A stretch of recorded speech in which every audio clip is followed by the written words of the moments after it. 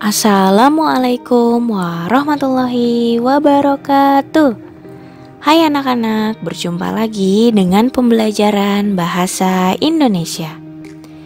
Kali ini kita akan membahas tema 3 tentang tokoh dan penemuan. Sudah siapkah kalian? Jika sudah siap, yuk kita simak sama-sama materinya. Hal yang pertama yang akan kita bahas kali ini adalah bagian A, menggali isi teks eksplanasi ilmiah.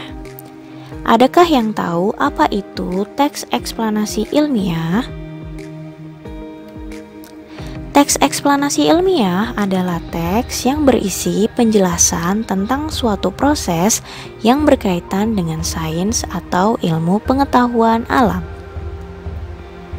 Penjelasan tersebut meliputi nama benda, sejarah benda, hingga proses benda tersebut ditemukan atau diciptakan.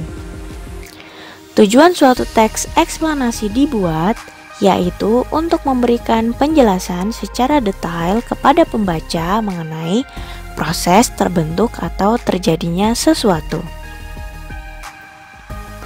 Sebuah teks eksplanasi ilmiah ditulis berdasarkan prinsip sebab akibat.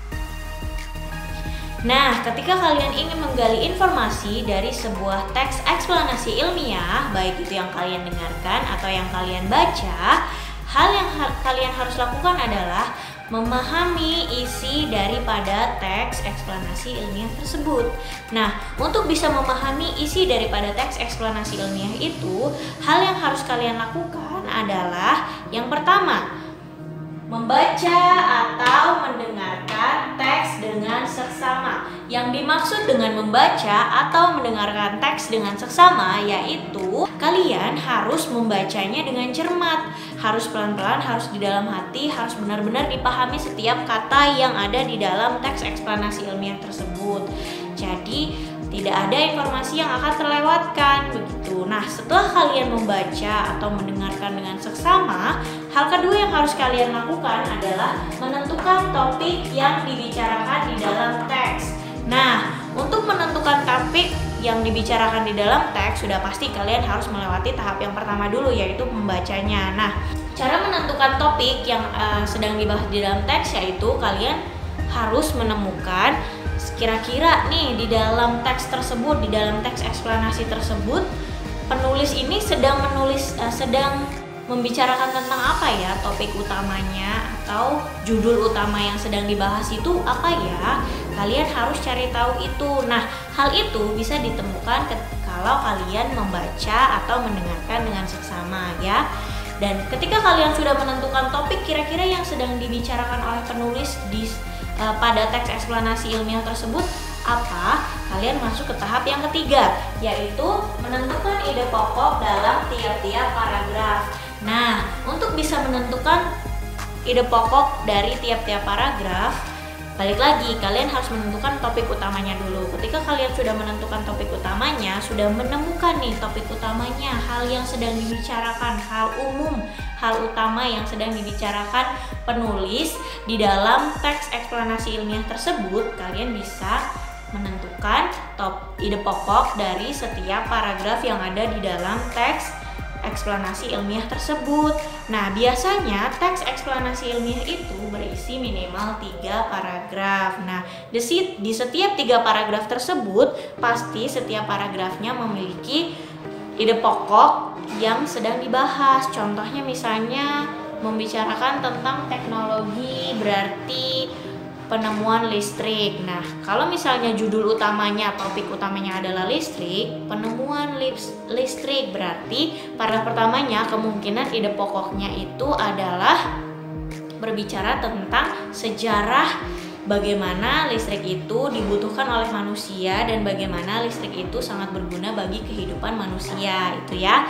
Di paragraf kedua biasanya ide pokoknya itu menceritakan tentang orang yang menemukan atau yang memiliki ide tentang si penemuan listrik ini. Dan paragraf ketiganya adalah bagaimana si penemu atau si ilmuwan ini menggali proyeknya atau merancangkan proyeknya dalam menciptakan listrik itu sendiri. Seperti itu ya. Kemungkinan ada 4 paragraf. Nah, di paragraf terakhir ini biasanya berisi kesimpulan. Seperti itu ya. Setelah kalian menentukan ide pokok dari setiap paragrafnya, hal yang kalian harus lakukan selanjutnya adalah bagian keempat, yaitu menjawab pertanyaan yang disajikan berdasarkan topik dan ide pokok yang telah ditentukan. Nah, setelah kalian membaca dengan cermat, sudah nentuin, lalu sudah menemukan atau menentukan topik utamanya itu apa, lalu setelah itu telah menemukan ide pokok dari setiap paragrafnya, dan yang keempat itu kalian harus membuat pertanyaan-pertanyaan berdasarkan tadi topik dan ide pokok dari setiap paragrafnya atau dari isinya. Kalian bikin pertanyaan-pertanyaan untuk bisa mempermudah kalian mendapatkan informasi penting yang ada di dalam sebuah teks eksplanasi ini ilmiah. Nah, pertanyaan-pertanyaan itu harus kayak gimana? Nah, pertanyaan-pertanyaan itu berdasarkan pada 5W1H yang sudah kita pelajari sebelumnya. Seperti itu ya. Perhatikan contoh teks eksplanasi ilmiah berikut ini. Perkembangan alat komunikasi. Perkembangan teknologi hingga detik ini mempermudah kegiatan manusia dalam berbagai hal, termasuk komunikasi. Sejak ditemukannya telepon, manusia dapat berbicara atau berkomunikasi satu sama lain tanpa perlu mengkhawatirkan batas jarak dan waktu. Kemudahan itu dapat diperoleh berkat perjuangan seorang Alexander Graham Bell, si penemu telepon.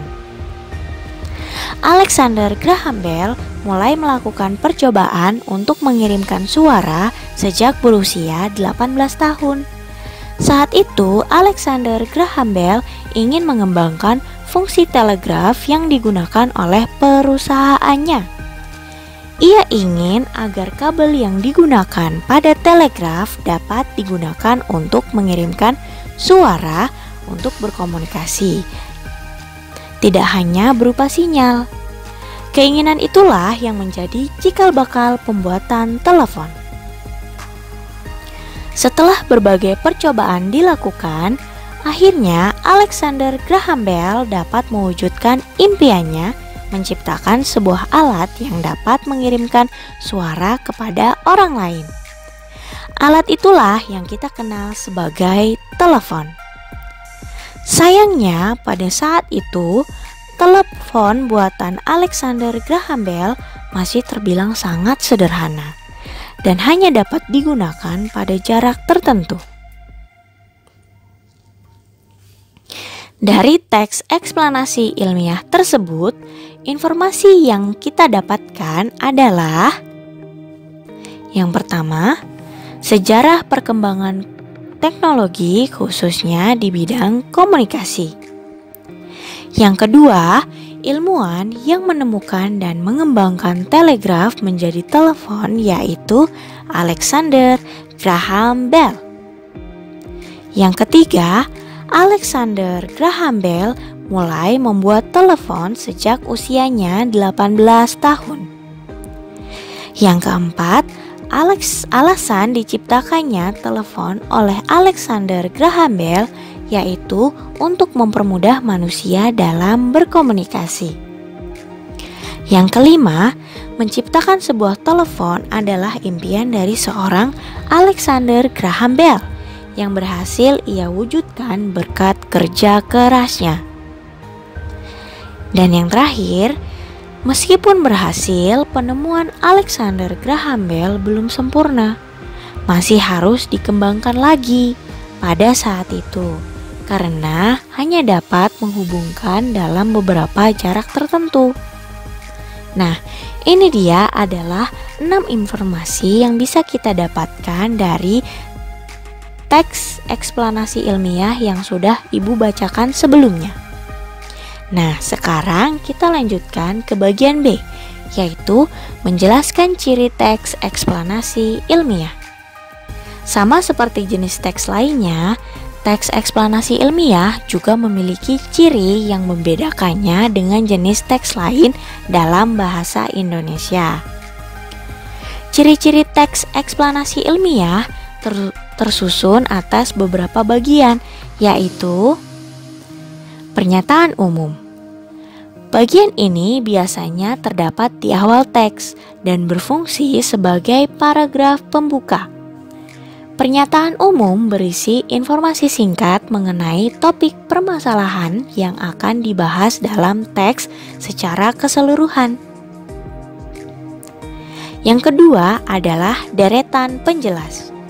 Bagian deretan penjelas merupakan bagian isi dari teks eksplanasi.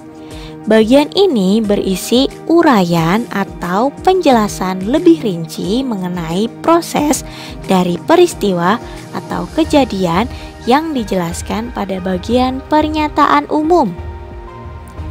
Yang ketiga adalah kesimpulan. Kesimpulan teks eksplanasi merupakan bagian penutup teks. Bagian kesimpulan biasanya berisi pendapat singkat penulis mengenai topik dan informasi yang dijelaskan pada bagian pernyataan umum serta deretan penjelas. Nah, itu tadi adalah materi kita hari ini. Apakah kalian sudah mengerti? Sudah paham? Atau masih ada yang bingung? Dan masih ada yang ingin ditanyakan? Jika masih ada yang ingin ditanyakan, kalian boleh langsung saja bertanya kepada guru kelas kalian. Jika tidak tahu, jika masih bingung, jangan ragu untuk bertanya ya.